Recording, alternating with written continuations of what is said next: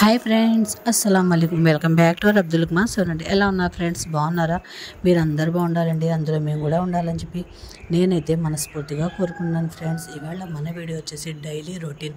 నేను ఇవాళ పొద్దున్న నుండి సాయంత్రం దాకా ఏమేమి వంటలు చేస్తానో మీ అందరితో షేర్ చేసుకుంటాను. మీరు కూడా ఏం చేయాలో తెలుసు కదా ఫ్రెండ్స్. వీడియో నచ్చితే లైక్ చేయండి, షేర్ చేయండి, సబ్స్క్రైబ్ చేసుకుని మీ వీడియో ఎలా ఉందో కామెంట్ బాక్స్లో చెప్పండి. ఇప్పుడు టైం వచ్చేసి 5:30 అయిందండి. ఇప్పుడు నేను ఫజర్ నమాజ్ చదువుకొని పిల్లలకి లంచ్ బాక్స్ అయితే ప్రిపేర్ చేస్తాను. తెల్లవారుజామున లెగిసి మనం పనులు చేసుకుంటుంటే ఆ డే మొత్తం ఎంత ప్రశాంతంగా ఎంత బాగుంటుందో తెలుసా ఫ్రెండ్స్. ఆ కోయల శబ్దం, ఆ పిచ్చుకల శబ్దం, మనకి కోళ్ళు కుకురుకోమంటూ భలే ఉండిద్దండి నేచర్. ఇప్పుడు నేనైతే ముందుగా బట్టలు అయితే మిషన్లో వేసేసానండి. దాని తర్వాత ఫిషెస్కి మేత వేసి నేను ఫజర్ నమాజ్ అయితే చదువుకుంటానండి. నమాజ్ అయిన తర్వాత యాసిన్ కూడా చదివిన తర్వాత పిల్లలకి ఫుడ్ ఏం చేస్తానో లంచ్ బాక్స్లోకి చూడండి మీరు. ఇప్పుడైతే లంచ్ బాక్స్లోకి ఫుడ్ అయితే ప్రిపేర్ చేశానండి. ఇదిగోండి, రైస్ ఉడుకుతుందండి, ఇంకా ఉడకలేదు. బెండకాయ కర్రీ అయితే చేస్తున్నాను కర్రీగా. ఇది కూడా కాస్త ఉడకాలి. ఇప్పుడు టైం వచ్చేసి మనకి 6:15 అయితే అయిందండి. ఇక 15 మినిట్స్ అయితే ఉండిద్ది. అప్పుడు దాకా మన లంచ్ బాక్స్ అనేది రెడీ అయిపోయిద్దండి. ఈ లంచ్ బాక్స్లోకి ఫ్రూట్ ఏదో ఒకటి ఉండాలి కదా. కీరా, క్యారెట్, యాపిల్ అయితే పెట్టానండి. ఇదండి మన లంచ్ బాక్స్ రెసిపీ. ఇప్పుడు లంచ్ బాక్స్ అయిపోయిన తర్వాత ఇల్లులన్నీ చిమ్మేసి ఉంచేసి 1 గంట రెస్ట్ తీసుకుంటానండి. దాని తర్వాత టిఫిన్ సెక్షన్గా అయితే దోశ అండి. దోశలు అయితే ఒక పిండి ఒక రోజు ముందు నానబెట్టుకున్నాను. 1 కప్పు మినువులకి 2 కప్పులు బియ్యం, కొద్దిగా మెంతులు వేసి ఒక 4 అవర్స్ నానిన తర్వాత ఇలా మిక్సీ పట్టేసి ఇందులో కొద్దిగా సాల్ట్ వేసుకొని ఇప్పుడు దోశలు అయితే వేసుకుంటానండి. ఈ తవ్వ అయితే నేను మీషోలో నుండి తెప్పించుకున్నానండి. తవ్వ అయితే భలే మందంగాను దోశ కానివ్వండి, చపాతీ కానివ్వండి భలే వస్తున్నాయండి. మనం ఎంత పెద్ద దోశ అయినా సరే వేసుకోవచ్చు. చాలా మందంగాను. ఒక చేతితో అయితే తవ్వ పట్టుకోలేవండి, 2 చేతులతో పట్టుకోవాలి. అంత బాగొస్తున్నాయి దోశలు అయితే. నాకు మీషోలో అయితే 500 అయితే పడిందండి. ఇది మనకి ఈ మధ్య దసరా ఆఫర్స్లో తీసుకున్నానండి. లేకపోతే ఇది బయట కొనాలంటే 700 అండి తవ్వ. ఇప్పుడు ఈ దోశల్లోకి టమాటా, పుదీనా, కొత్తిమీర చట్నీ అయితే చేశానండి. నేనైతే కడాయిలో కూడా రొట్టె వేసుకుంటాను. ఎందుకంటే ఈ దోశ బ్యాటర్తో రొట్టె చేసుకున్నామంటే మనకి ఎలా ఉండిద్దంటే గుల్లగాను, కొద్దిగా మందంగా వేస్తాం కదా, గుల్లగాను భలే ఉండిద్దండి. స్విమ్ మీద 2 వైపులా కాల్చుకుంటాను. దాని తర్వాత నేను కాఫీతో ఇది ఎంజాయ్ చేస్తానండి. ఇలా తిన్న తర్వాత మనం టీ అనేది కంపల్సరీగా ఉండాల్సిందే కదా. ఎక్కడికి వెళ్ళిపోతున్నారు? వెళ్ళకండి, ఉండండి, ఇంకా ఉంది మన వీడియో. ఇప్పుడైతే లంచ్లోకి ఏం చేస్తానో ప్రిపేర్ చేస్తాను. ఇప్పుడు నేనైతే లంచ్లోకి ఫిష్ కర్రీ, చారు అయితే చేస్తున్నాను. ఇదేంటి ఫిష్ కర్రీలోకి చారు ఏంటి అనుకుంటున్నారా? నాకైతే చాలా ఇష్టం అండి. నా ఫేవరెట్ చారు అండి. చారు అయితే ఎంత బాగా చేస్తానో, ఎంత టేస్టీగా ఉండిద్దో మామూలుగా ఉండదు. నేను ముందు ఫిష్ కర్రీ చేసేసిన తర్వాత చారు అయితే చేస్తాను. ఈ ఫిష్ కర్రీ అయితే 1.5 kg ఫిష్ తీసుకొని బాగా 2-3 సార్లు కడిగి కలిపి పెట్టేసి ఫిష్ కర్రీ అయితే చేస్తాను. చూడండి వీడియో ఫ్రెండ్స్. మన ఆడవాళ్ళకి ఆదివారం కూడా సెలవు అనేది ఉండదు కదా.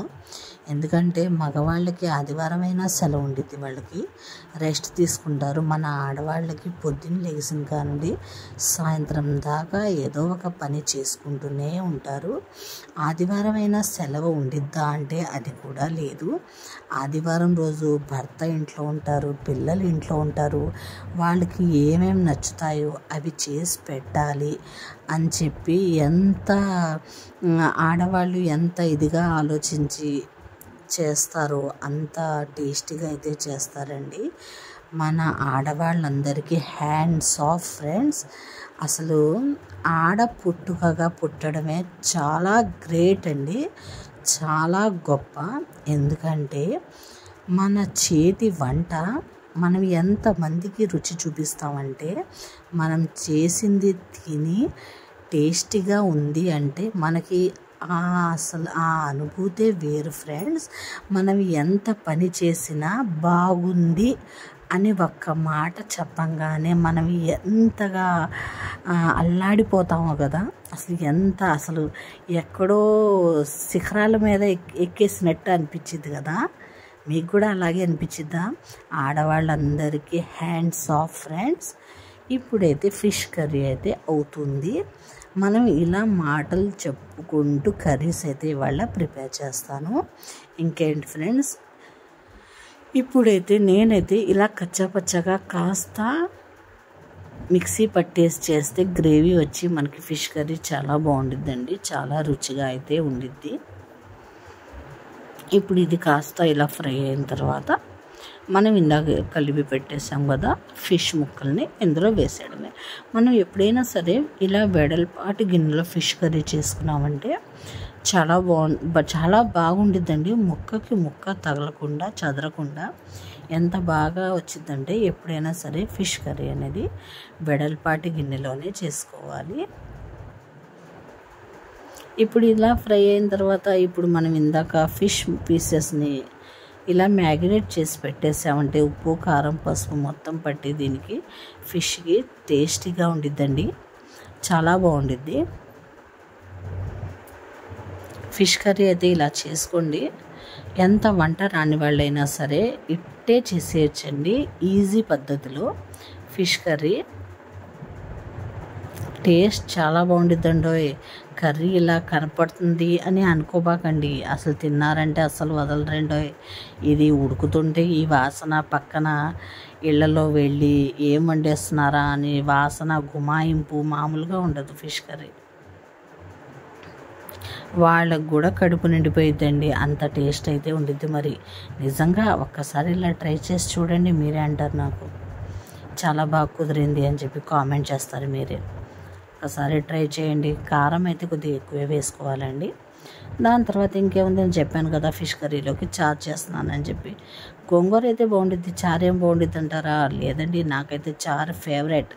మా ఇంట్లో అందరికీ ఫేవరెట్ అండి చారు. నేను చేసిన చారు అంటే అందరూ లొట్టలేస్తూ తింటారు, అంత టేస్టీగా అయితే. మా పిల్లలైతే గ్లాస్లో వేసుకొని కూడా తాగేస్తారండి, అంత టేస్ట్ అయితే ఉండిద్ది. మరి సింపుల్గా చేసినా టేస్టీగా ఉండిద్దండి చారు.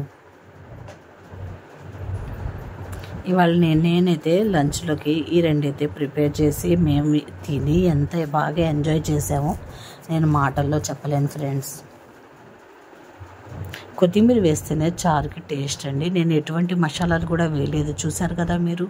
మీ ముందే న్యాచురల్గానే వండాను కదా, టేస్ట్ ఇంకా చాలా బాగుందండి. ఇలా మనకి బాగా మరిగిన తర్వాత పోపు పెట్టేయడమే చారుకి. ఏముందండి పోపు, వెల్లుల్లి కంపల్సరీ వేయాలి, కరివేపాకు, ఉల్లిపాయ, జీలకర్ర, ఆవాలు, ఎండుమిర్చి వేయడం మర్చిపోయాను. ఇలా ఫ్రై అయిన తర్వాత మనం చారు ఉడికింది కదా, ఆ చారు నీళ్ళు ఇందులో వేసుకోవాలి. జల్లుమనాలండి, జల్లుమంటేనే చారుకి టేస్ట్. ఎప్పుడైనా సరే మనకు పోపు జల్లుమంటూ ఇలా వచ్చిందంటే ఆ చారు చాలా టేస్టీగా ఉందని అర్థం. చారు ఎప్పుడైనా సరే స్టవ్ మీద పొంగకుండా చిన్న స్లో మంట మీద మనకి మరగాలి చారు. ఇప్పుడు ఈ కర్రీ అయితే ఒక 10 minutes ఉడకాలి. దాని తర్వాత కొత్తిమీర అయితే వేసేసి కాస్త ఉడికించుకున్న తర్వాత కర్రీ ఎలా వచ్చిందో చూపిస్తాను. ఇదిగోండి చూసారా ఫిష్ కర్రీ. నేను చెప్పానా వెడల్పాటి గిన్నెలో వేసుకుంటే ముక్కకు ముక్క చెదరకుండా చాలా బాగుంటుంది అని చెప్పి. నేనైతే ఫిష్ కర్రీ ఎలా వండినా సరే ఆ తలకాయను ఆ కడుపు ముక్కలే తింటానండి. అదంటేనే నాకు ఇష్టం అండి. ఆ మధ్య ముక్కలు అంటే అస్సలు ఇష్టం ఉండదు, నేను అస్సలు తినను. ఇప్పుడైతే నేను వేడి వేడి అన్నంలోకి ఈ తలకాయ వేసుకొని తింటాను. తలకాయ అంటే అందరి తలకాయలు తినేస్తావా అని కాదండి, నేను ఫిష్ తలకాయ తింటాను, మా హస్బెండ్ తలకాయ అయితే తిన్ను. దాని తర్వాత స్నాక్ ఐటమ్గా పప్పడ మాస్కాయ. ఇదైతే తీసుకొచ్చారండి మా హస్బెండ్, వలిచిచ్చారు. టేస్ట్ అయితే పుల్ల పుల్లగా తీయగా బాగుంది. ఎక్కడికి వెళ్ళిపోతున్నారు? వెళ్ళకండి, ఇంకా డిన్నర్ ఉంది. ఈ డిన్నర్లోకి నేను ఇవాళ కోడిగుడ్డు పొరుటును చపాతీ అయితే చేస్తున్నాను. చపాతీ కోసం పిండి అయితే నానబెట్టేసానండి. కొద్దిగా ఉప్పు, కొద్దిగా పంచదార 1 స్పూన్ వేసి పిండి కలిపి పెట్టేయాలి. 1 గంట పెడితేనే చపాతీలు స్మూత్గా, మృదువుగా, చాలా టేస్టీగా వస్తాయి. ఇప్పుడైతే నేను ఫస్ట్గా కోడిగుడ్డు పొరుటు చేసి దాని తర్వాత చపాతీలు అయితే ఒత్తుకుంటాను. ఉల్లిపాయ అనేది మనకి మగ్గాలండి బాగా. మనకి ఉల్లిపాయ మగ్గాలంటే ఏం చేయాలో తెలుసు కదా, పసుపును సాల్ట్ వేసుకుంటే మనకి ఉల్లిపాయ అనేది తొందరగా మగ్గిద్దండి. ఇప్పుడు కారం వేసుకొని ఒక్కసారి కలిపేసి 3 కోడిగుడ్లు అయితే వేసుకుంటున్నానండి పొరటికి.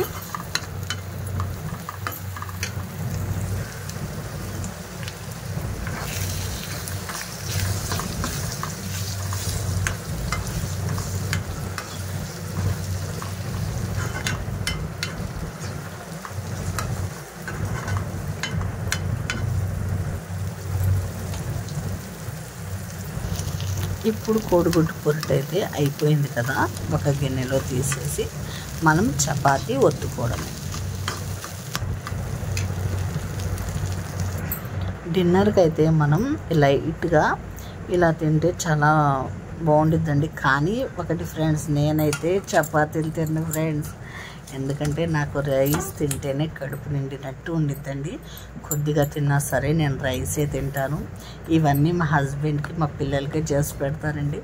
నేనైతే కొద్దిగా రైస్ వండుకునే తింటానండి.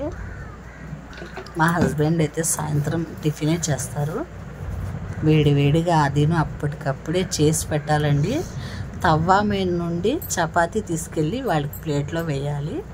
అలా వేస్తేనే తింటారండి మా పిల్లలు కానివ్వండి, మా హస్బెండ్ కానివ్వండి. వండి ఇలా పెట్టేసి చల్లవి వేస్తే అస్సలు తినరు. వేడివేడిగా ఉండాలి వాళ్ళకి చపాతీలు. నేను అలాగే వండి పెడతానండి వాళ్ళకి. నేనైతే రైసే తింటాను ఫ్రెండ్స్. నాకెందుకో టిఫిన్ అయితే అస్సలు తిన్నట్టే అనిపించదు. చాలామందికి అంతే కదా, నాకు అంతేనండి. కొద్దిగా అయినా సరే రైసే తినాలి. మా హస్బెండ్ అంటుంటారు, ఎందుకు ఎప్పుడు రైస్ అని తింటుంటావు, ఇలా తినొచ్చు కదా, చపాతీలు టిఫిన్ తినొచ్చు కదా అంటారు. కానీ నాకు తిన్నట్టే అనిపించదండి. అందుకనే నేనైతే కొద్దిగా రైస్ వండుకునే తింటాను ఫ్రెండ్స్. ఇలా అయితే చపాతీలు అయితే రెడీ చేసుకున్నానండి.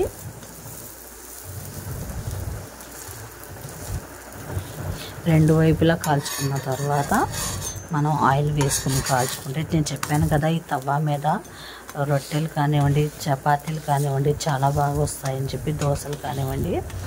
తవ్వ అయితే చాలా బాగుందండి. నేను 500 వేసి తెప్పించిన నాకు సాటిస్ఫాక్షన్ అయితే అయిందండి తవ్వ తీసుకున్నందుకు.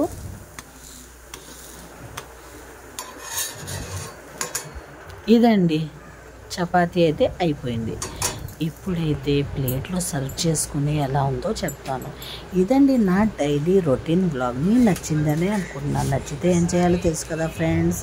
మీకు వీడియో నచ్చితే లైక్ చేయండి. వీడియో ఎలా ఉందో కామెంట్ చేయండి. మీకు వీడియో నచ్చితే మీ ఫ్రెండ్స్కి, మీ చుట్టాలకి షేర్ చేయండి. అదండి మన వీడియో. Bye friends. మళ్ళీ ఇంకొక రొటీన్ బ్లాగ్లో కలుద్దాం.